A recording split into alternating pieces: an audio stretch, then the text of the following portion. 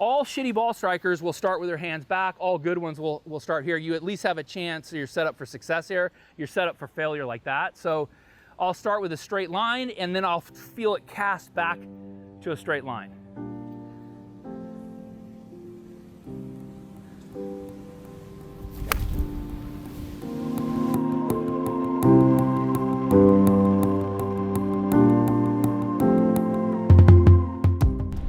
We're in Miami.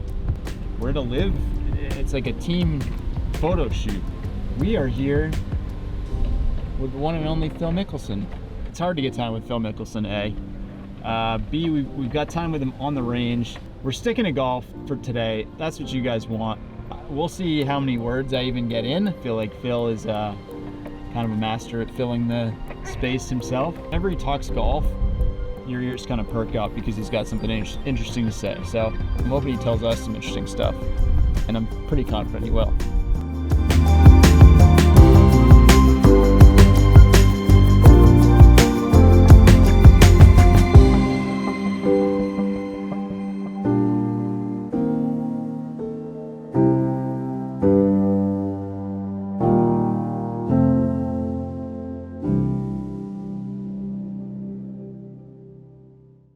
All right, we've got a special treat today.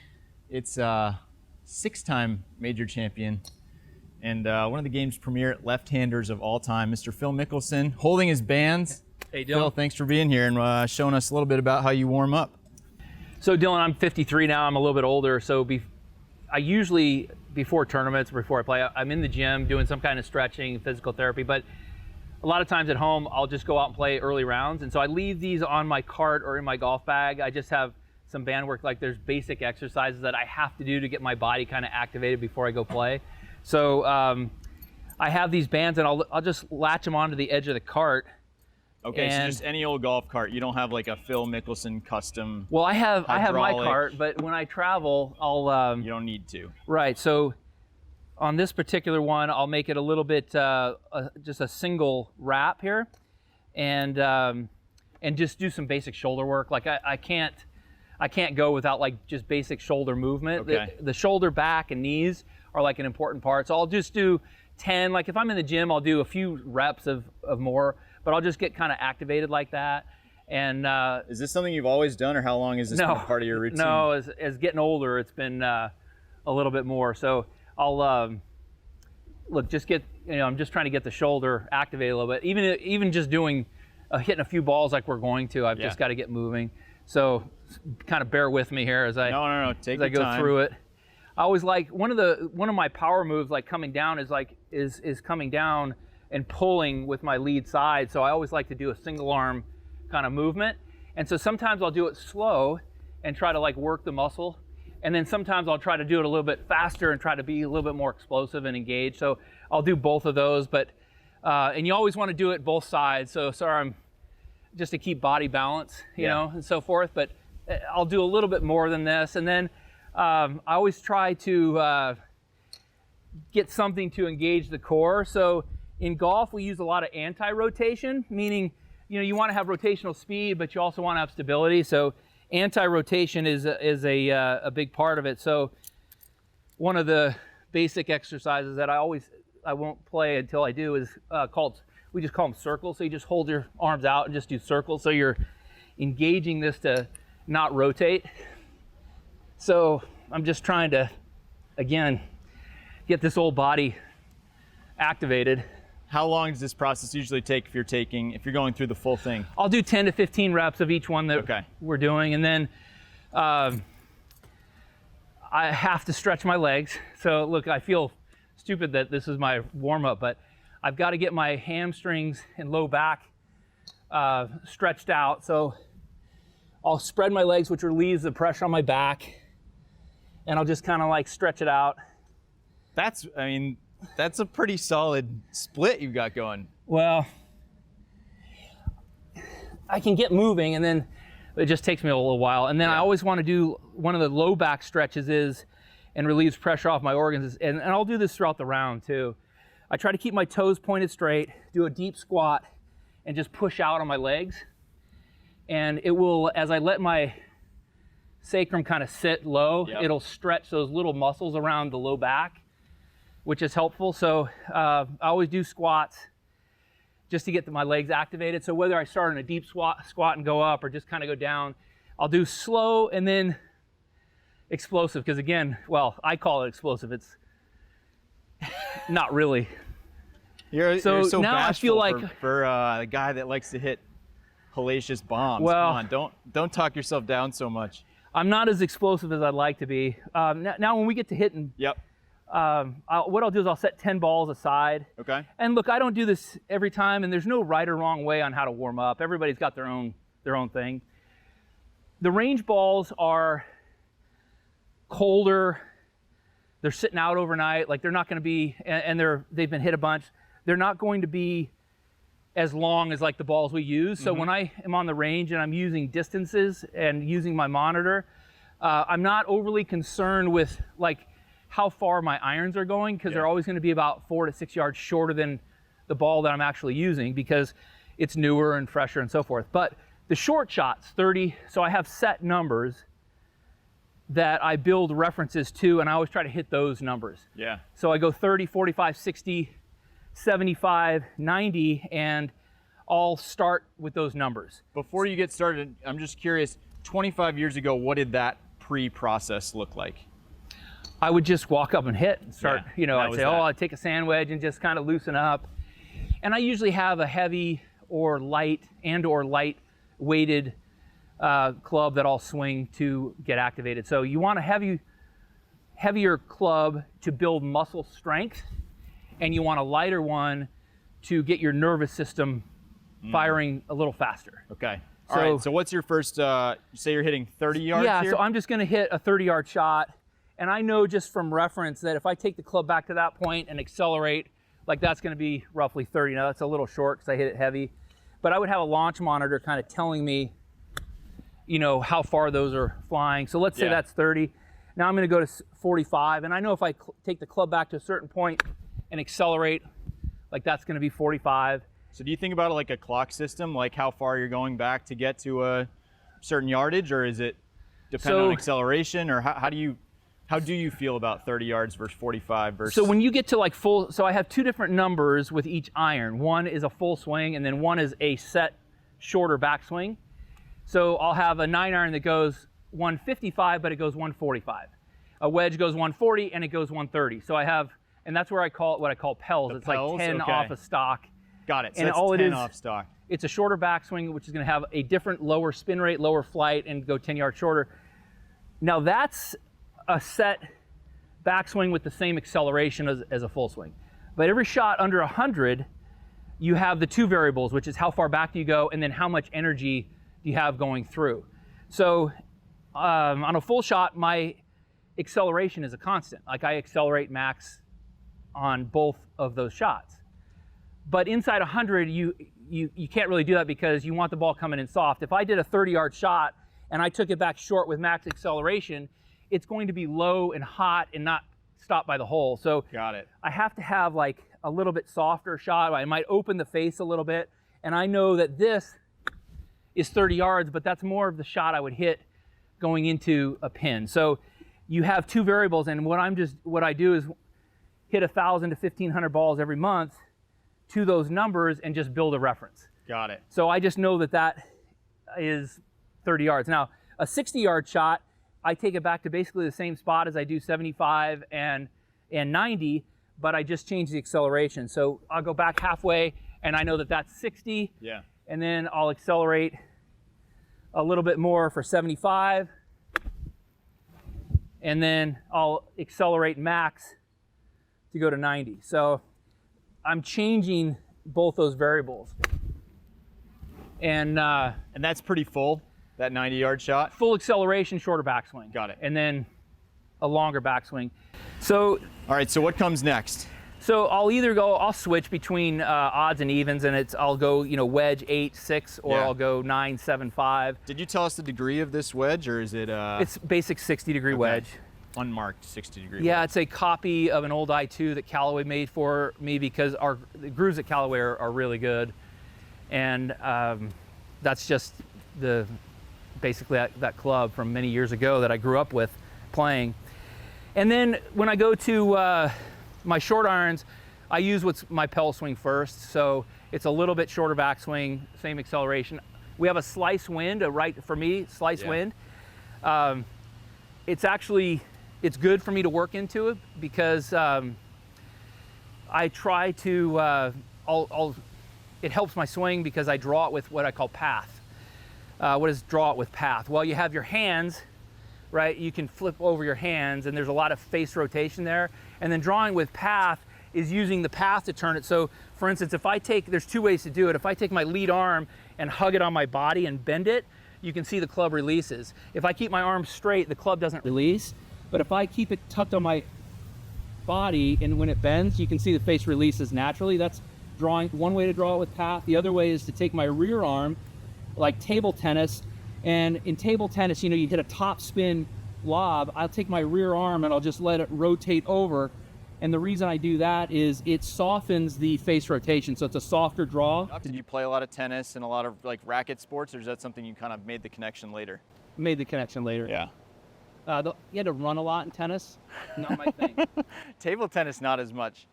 So these are like pedals backswings, rotating that rear arm over to let it kind of fight the wind a little bit, and then I'll go full swing. And you'll notice the trajectory is going to change because as I go to a longer backswing, I'm creating more speed through the ball, and conversely it's going to go higher and a little farther, have more spin and so forth. Is the Pels shot, how does it react differently when it lands?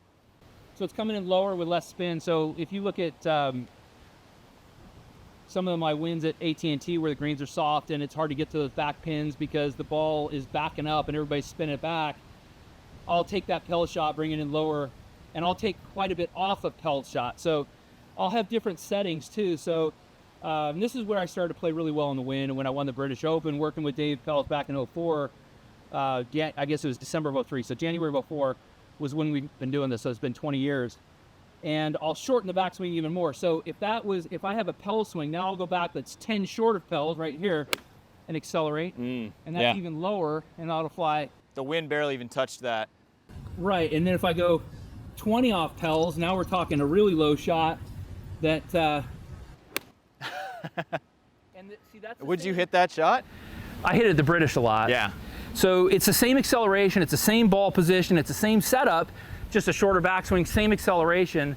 So it simplifies it. Now that's what I didn't do well early in my career was I could hit it low, but I was coming in so steep and hard. I was creating so much spin that it was fighting the wind. And I didn't play well at the British until I worked with Dave and figured this stuff out. And then the first time I played the British after having done this, which was 04, I missed a playoff at Troon by a shot when Todd Hamilton beat Ernie Els at the British there. And I played really well there. So, I'll use 10, 20, 30 off of Pels. For instance, I won Pebble in 2012 and in 19, and both times to the back pin on 13, I took 30, 40 yards off of a Pel shot. So I had, 120 and I'm hitting a 7-iron, and I'm coming in with such a short backswing that it would flight like that. Really? And then it would skip back to that pin because you couldn't fly it up on that shelf and stick it. It would spin back. Because it's still pretty soft, yeah. Correct. So that's how I was doing.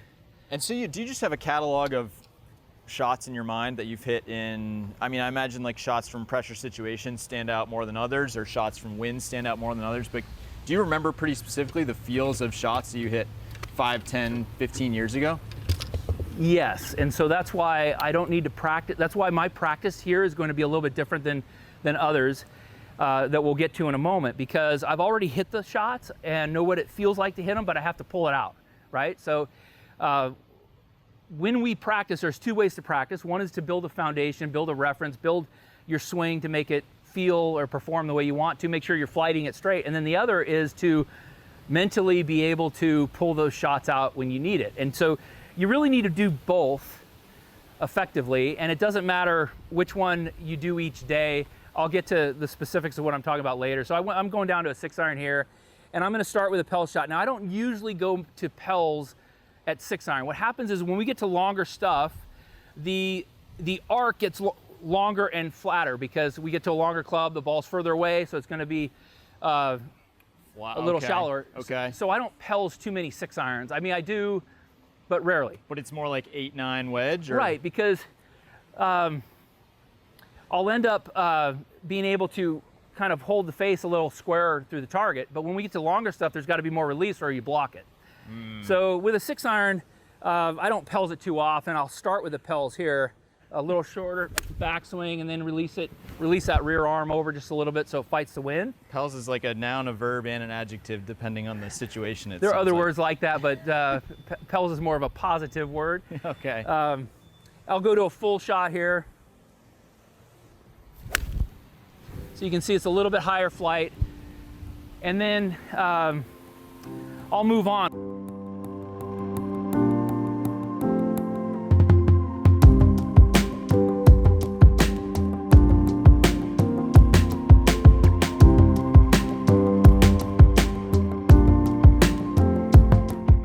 Then what I do is I have 10 balls. So now I've hit maybe 10, 15 shots. I don't need to overhit. So now what I want to do is pull out any club and kind of change, make a variety of it. I have 10 balls counted and I'm going to go through 10 shots. And I'm going to vary it. Okay. So I'm going to start back here and really what I'm trying to do is visualize the shot, feel the shot, and execute the shot in practice so that I'm better able to do it on the golf course. So there's a tree here with an orange little wrap around it, and I'll take that tree and say, okay, that's my target. What kind of shot do I want to hit? Well, I'm going to hit a big carving. I'm going to cut one, and then it's going to have this cut wind, and it's going to really work right to left. I'm going to hit a Pells 8 that starts and feeds in, and it's like there's a left pin there. Okay. So I'll get behind it. Are you picturing a specific hole on the course you're going to play, or you're Correct. just okay? Oftentimes, yeah, there'll be a shot out on the course. So like if that's the 4th hole at Augusta and it's a left pin or whatever. If you want to use Augusta, I would say that it's the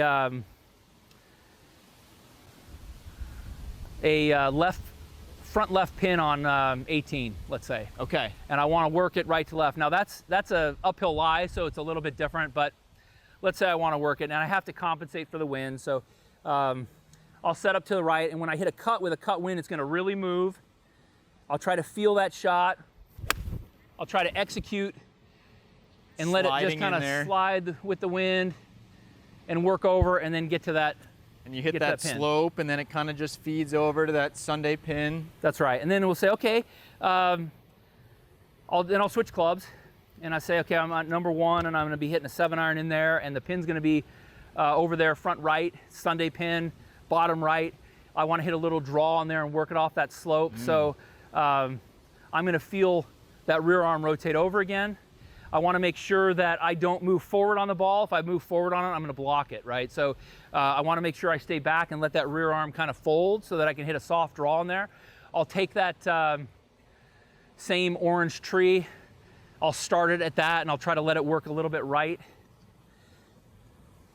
and try to feel it in as I walk up. See, that's kind of a half-hearted effort there. I've got to get back, feel the shot, visualize it, and then try to create it much like I would out on the course.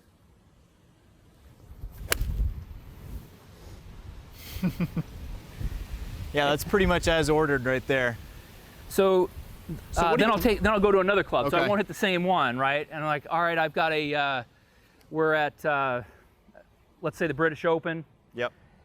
And we're at Troon coming up this year. And we get to hole 9. Let's see. No, we get to hole 12. There's a right to left wind. I want to hit a low 1-iron. I want it to be, head high and drawing back into that slice wind. Okay. So now I got to get back here and feel that shot. Okay, what does that feel like? And I will go over to that yellow flag, and I'll try to hug this yellow tree with a yellow mark, go to the yellow flag. And all I'm going to do is just, again, I'm going to shorten the backswing a little bit. I'm not going to change ball position or anything, and I'm going to feel that rear arm kind of rotate over for a little draw. Same ball position and everything. That is about head height. It is. I pulled it. So it wasn't the start line that I wanted, so I'm going to go back and do that hit again. It again? Yeah. And All right, was, so when you're hitting this low draw, like how much are you making mechanical adjustments versus just thinking? So I'm not here. Yeah. If I were hitting 100 balls today, yeah, I would be working on getting the foundation of my golf swing, feeling the way I want, make sure the path is right, make sure everything is correct. Also, I'll always have an alignment stick, because if you don't line up right, you're going to compensate with your swing. So I always want to make sure I have an alignment aid. But right now, when I'm doing this, I'm picking out a spot in front of my ball. I'm lining up my feet to make sure that I'm aligned properly.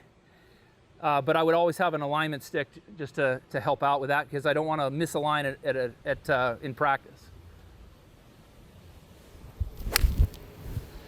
So now I've hit 2, I pulled both of them, not really happy with those, so I'm going to go back to that later and pull it out later. And be like, all right, what other shot might I hit? Maybe I don't want to hit a wood right now, so I'd say let's go back to the pitching wedge. Yeah, you've got a 10 iron in here. And we're coming into, hole 14 at Augusta. I just hit a nice drive, and the pin's over there on the right, and I want to hit it really high and get it to stop as quick as I can. So again, I'll go with that orange flag there. I'm going to get my alignment. I'm not going to draw this one. It's going to be straight, but the wind's going to push it. But I'm going to go high, so I'm going to feel this club cast a little bit more, just like I would out on the course. So what's the adjustment to hit a straight ball instead of a draw or a fade? So, it's a feel thing, right? Yeah. So if I hit a draw, I'm letting that arm release over. If I'm hitting a fade, I'm getting a little bit wider here and trying to hit the outside part of the ball, which slows down the release of the club.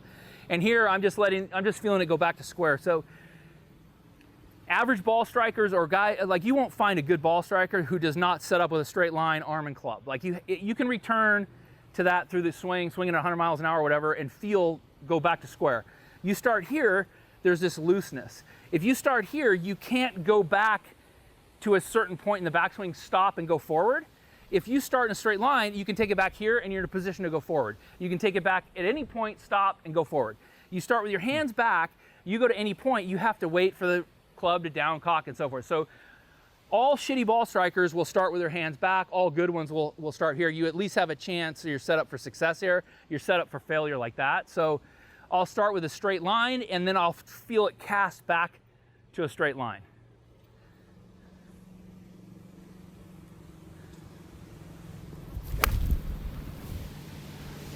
And so it softly cuts with the wind. Yeah. And I'm letting it get the full kind of trajectory, if you will. Perfect. And stop. So that's kind of my warm-up routine. And then I'll go hit some putts. And whether it's at Augusta, I'll putt from off the green on the range, because there's a lot of shots that I'll hit from off the green with a putter, because it's into the grain and it's hard to stop when it's dry. Yeah. Like when it's wet, the ball will skip through the rye grass, right? So if we play Augusta in the morning and it's wet, I'll go hit some chips, because the ball will skid through the wet rye. But when it's dry and sticky, you can't chip because it'll just grab it. So I'll hit some putts. And I'll do it on the green. I'll putt to one of those markers and try to get a feel for the speed for off the green. Yeah. And I'll actually really focus on it. I think one of the mistakes that I have made in the past and other players will make when they're putting from off the green is they'll look at the green and they'll get this sense of the speed of the putting green, but not the fringe. So when I'm putting from off the green, I don't look at the green. I only look at the fringe and try to get a touch for off the green as well as on, right? Are you good like bocce ball player? You ever play cornhole? I do. Yeah, I'm okay. Like it's not like I'm proud of it. I can play cornhole. I'm not proud of it. Can you walk me through like just what the most common advice is that you'll give to someone in like a pro-am? Because I imagine people, anytime you're playing with them, they'll say, "Hey, Phil, can you look at this? Can you look at this?" Maybe that gets really old, but. So the first thing I always say is that anything that I may say, as the player, you need to decide if it helps you or not, because there's a lot of ways to swing and play, and things that have worked for me may or may not work for you, but it's worth a try. Like I can give you data and input and suggestions, and then as a player, you have to determine if it works for you or not. And there's no set thing that may or may not work. So I might give you an idea, like I talked to you about, hey, you can take that rear arm and rotate it over. It may not work for some people, right? So they might want to keep that lead arm close to their body. Who does that? Lee Westwood, right? So Lee Westwood stays on top of it. His body's not having to do this and so forth. His elbow stays close to his arm, stays bent. The club releases naturally without any hands. He's a wonderful ball striker. He can stay on top of it with his body. He doesn't have to tilt, and he hits these flat, penetrating flights. He's a wonderful ball striker. Bubba Watson does not bend his elbow. He keeps his arm straight, right? So he has incredible hands, and he has a lot of hand movement through the ball to create draws and fades and so forth. And he has a lot of movement, and I think some of that is due to the fact that he has such great hands, and he uses them, right? But his arm stays straight through the shot, so there's no release with the path. It's released with his hands, and he's got the hands to do it. So these things won't work for him because that's not how he plays, right? And that's not right or wrong. It's just, so anything I say to somebody in the Pro-Am is, the first thing is, This might not work. Yeah. right, like here's a thought, and then how did it feel? Some people will say, if you want to take one side out of the course or not, this is another thing I'll say, is that if you keep your head back, Seve used to do this, you are more inclined to pull it because you have more time to release it. If your head moves forward, you don't have time to release it, you're going to block it, so that's a way to take out half the golf course. That may work, that works for a lot of people, not everybody, but so that's kind of the first thing I'll do. Cool. And then you would ordinarily then what, finish off? You'd hit a few 3-woods, a few drivers. Like what is that? How do you finish the warm up here if you were to do so? So we won't make you hit driver here. No, I can hit some drivers. In danger. I don't know what the. There's 3 drives that I like to hit. Okay. There's 4 that I'll hit, but there's 3 that I like to hit. So I have 3 balls here. What's the 4th that you don't like to hit? Low draw is a hard shot to hit because when you come down on the driver, the physics of it, when you move the weight back, it's not wanting to close, and so it doesn't have a lot of loft. So when you hit a low driver, it's easy to take out half the golf course and only hit a cut, right? So if I tee it down, my miss is going to be to my left or blocked. It's going to be a cut. So I'll hit low drivers because especially as we come up to Mayakoba, there's a lot of low drivers that I'll hit there. And the key to this for me, and again, it's not the same for everybody, is I've got to let the club get back out wide. I have a lot of lag in my wrist and so forth. I have a long swing. So I have to wait and let the club get out wide. If I get too steep with my hands, I won't get enough release on it and it will block. But when I set up and tee it low, I know it's not going right. It's only going left. And so I can go ahead and release it pretty hard and know that it's going to go straight or just a little left. And so there it is, working with the wind and so forth. So I'll use that shot at Mayakoba because it takes half the golf course out. Now, when I tee it high, I have to then stay behind it a little bit more to hit it more on the upswing, and the club is releasing more, and so it takes more of the left side out of play, and it only wants to go right. So if I have more trouble left, I'll tee it a little bit higher, and I'll let the rear arm release over, and it should draw. And so it draws back into the wind and takes the left side out. And then the other one is like a stock cut or a high cut. And I hit this shot a lot, like 14, 17 at Augusta, where I basically just swing. Like I don't have to do anything to the club. It's just going, that's what it wants to hit. This is what just happens. Got it. Exactly. So all I try to do is stay out of the way, meaning I try to not manipulate anything. I try to just feel the club accelerate into the finish. And not fight it. The only thing I can do to mess that up is to try to do something to it. If I just swing the club, that's what it hits. Phil, so I hit those 3 drives, yeah. and then that's basically it. And I might go hit a few putts before I play, and that's it. How the hell did you finish second at Augusta last year? I shot the second lowest score. I mean, it's just math. It's just math. But from the outside, we didn't see that coming. I've had a really good off season, and I think there's some good things to happen this year. I think that I'm in a position to surprise a lot of people. All right, well, Phil, thanks for talking us through that. Hopefully people understand at least a little bit of it. But Thanks, Dylan. Appreciate it. You got it.